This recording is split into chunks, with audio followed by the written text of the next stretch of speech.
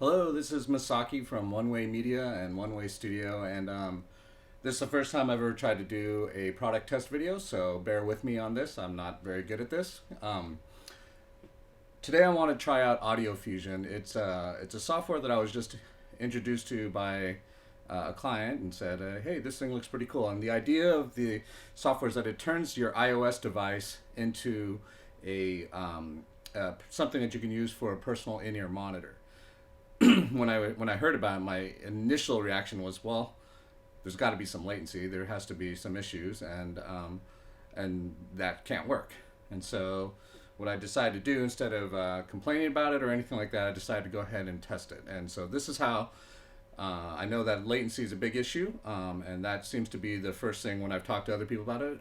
And and I watched other YouTube videos as well, and they seem to be functioning fairly well. So this is how we set up the test scenario for today. I tried to mimic typical maybe house of worship type scenario where we're starting with the Behringer X32 compact. Well, actually, we're starting with this little laptop here, which is running Ableton, and we're coming out of the headphone jack in Ableton, and one side is click track and one side is a track. Going into the X32, and from the X32,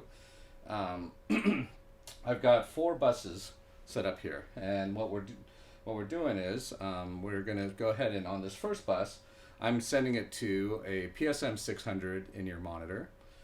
On the second bus, I'm sending it to a PSM300 monitor. On the third bus, I'm sending it direct out. All of these receivers are connected via cables that are right here to a Pro Tools rig, and they're going directly into an HD16. There's no preamps or anything else in the way. Everything's going direct. So this third bus right here is really kind of our time reference, but this is going direct out of the output here and going directly into Pro Tools. And then on, just for kicks, on this fourth bus, I have I don't know if you can see very well. If I lean over this way, back in the other room there, I've got a powered monitor, a TurboSound TF 122, and a microphone that's set, an Earthworks microphone set at about right between about 5.6 or 5.8, which is about what my ear would be. So just for kicks, I wanted to see what the return time would be on something like that. So what we're going to do is we're going to go ahead, and then that audio is being fed to Soundcaster here, which is part of the AudioFusion system. Soundcaster is running here on this MacBook Pro, and I've connected the MacBook Pro directly to the USB card on the X32. And so you probably can't see, but there's a place where you can choose your input devices, and I've chosen the X32. I am currently running this in gear test mode, which is a free mode that allows for all 16 channels to function. And we better get this test going pretty quick here because we only have 5 minutes left before this thing goes. So what I'm going to do is I'm going to go start Pro Tools to record, and my lovely daughter here will start Ableton, and then we'll just take I took a pink noise tone, and I'm using that to try to get something that's full range into the whole system, and so that and also something that I can just measure the initial the transients. So let me start. I'll start Pro Tools, and when I tell you to start Ableton, you'll start Ableton. Okay, sweetie, let's start Ableton. And what it is we've done some bursts at about half-second intervals, and we will go ahead and stop that. So I think we have enough to measure with. So I'm going to stop Pro Tools now, and I'm also going to stop the video now, because what we're going to do now is I'm going to set up a second scenario, which is common, and what we're going to do is we're going to send, instead of coming off the USB card to here, we're going to be coming in, I'm going to set up a Dante network, and we will send Dante to Soundcaster. And just in case you're running, we are using a Asus GT AC5300 router to feed I brought in an Ipod Touch, an iPod or an iPad Mini, which is actually an older one. I don't even know if it's qualified, and an iPhone 10 XS Max. And so this iPod Touch was just purchased yesterday, so it's as current as this video is. And so what we'll do is we'll be back after we set up the Dante network, and then we'll take another test there, and then we'll show the results of the test of AudioFusion, the AudioFusion system versus a traditional PSM type system. All right, we'll be back. Okay, we're back, and what we've done is I've installed a Dante card in the X32 Compact, and I've enabled a Dante Virtual Sound Card in the MacBook that's running the Soundcaster app, and they're both connected to the same router, the Asus. And to be fair, I have not done any settings modifications or anything. It's just running straight across, and so we're going to now push audio from here to Dante, and then out the same pathway through the IMs. Okay, let's take a measurement. Okay, sweetie, start, Ableton. And there it goes. Yeah, and it's recording.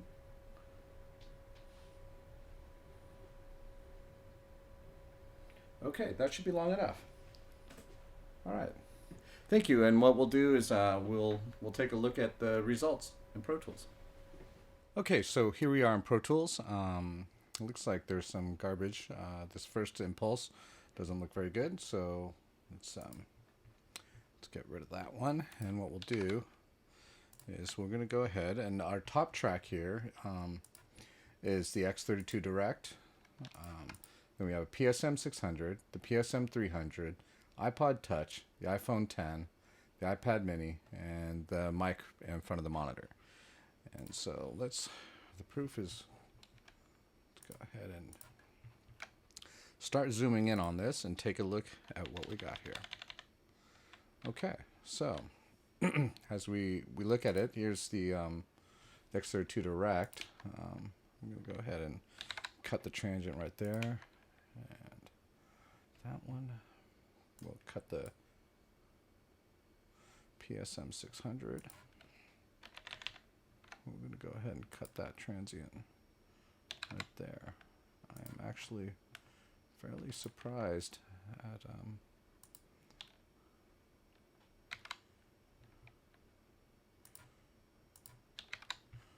okay, and let's take a look at our PSM300. Looks like let's increase that, and I don't know why there appears to be a phase anomaly with it. It could be possibly in the cabling, not quite sure. And here we are with our AudioFusion. So let's take a look at these as well. Now before anybody panics and says, "Wow, that's really far behind," we are zoomed in pretty far right now, and so it's hard to really. What we'll do is we'll actually take a measurement. We'll have Pro Tools measure these files, and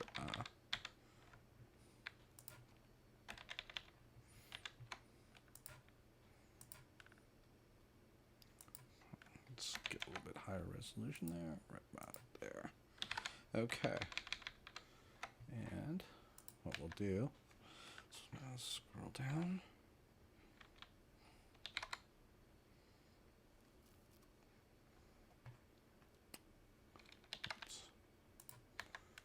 Come here, and we're gonna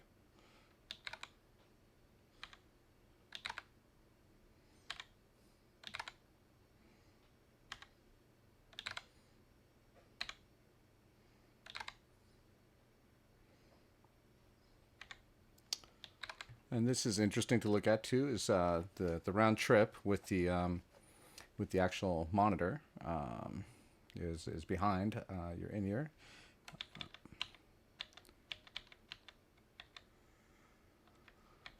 So when we initially look at this, we see that the PSM600 is actually very, very fast.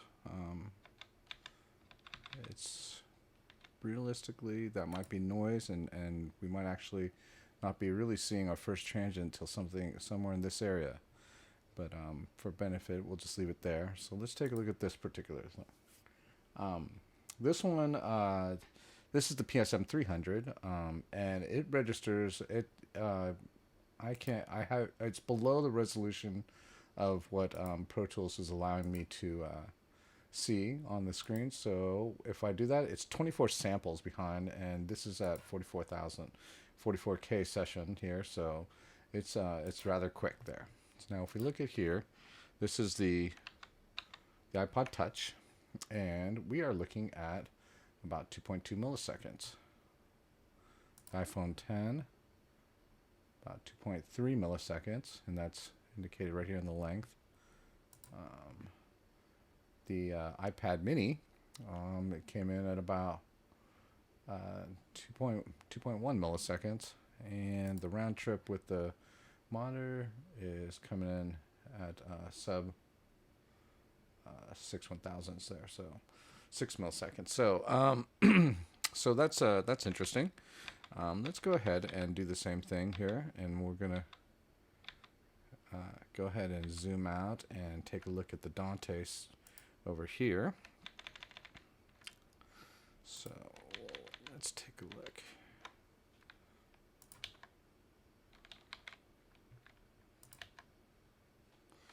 And we're going to zoom in again.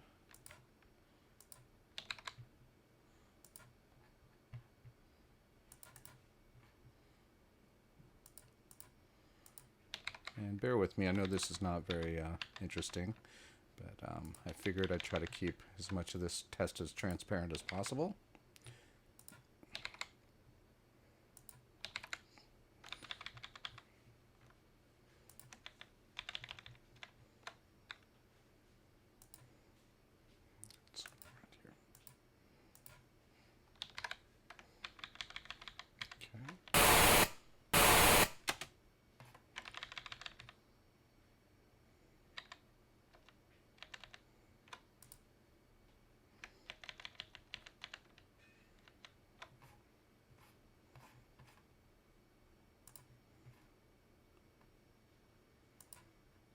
Too direct.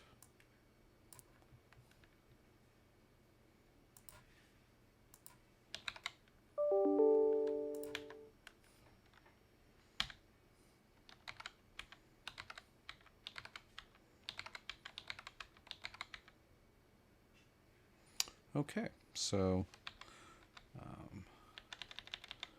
this one actually is showing now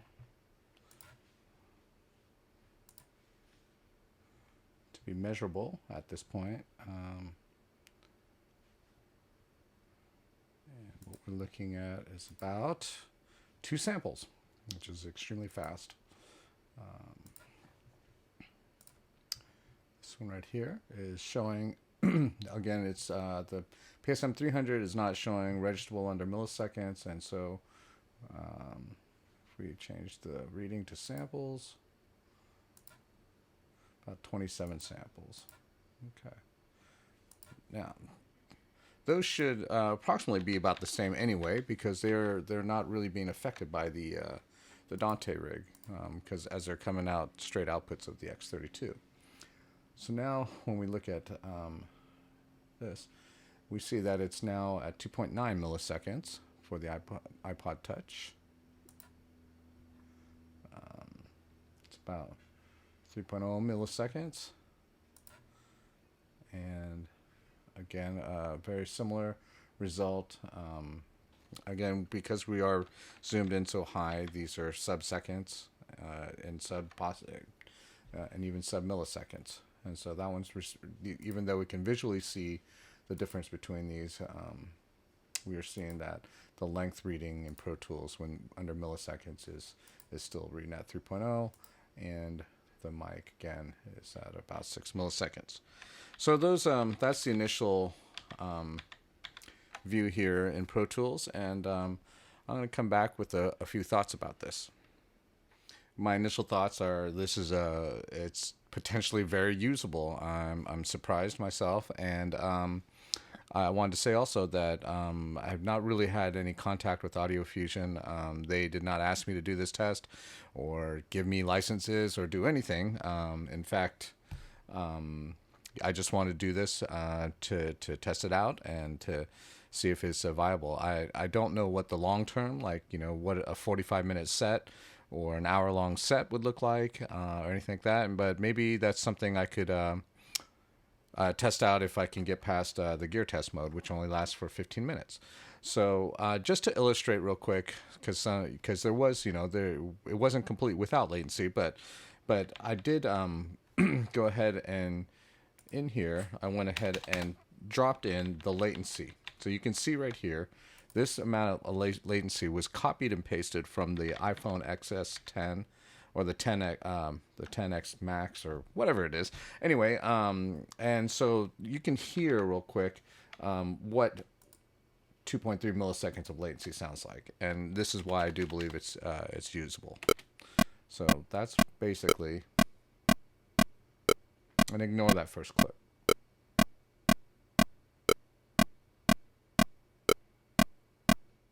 Okay, so it might be interesting at some time in the future to just do a frequency spectrum test on it, and just see what type of. But that's really not part of the software. It doesn't seem, that seems more hardware related. So at this point, I wanted to just look at the software and what it's doing, and it seems like it's a potentially very usable option for some people. I would recommend. A good router. I don't have any other routers to test this with. Well, I do. I did put it on my home network through a Ubiquity, and it did not perform well. And of course, that is something that AudioFusion says on their website to not do. But I just for fun, I did that.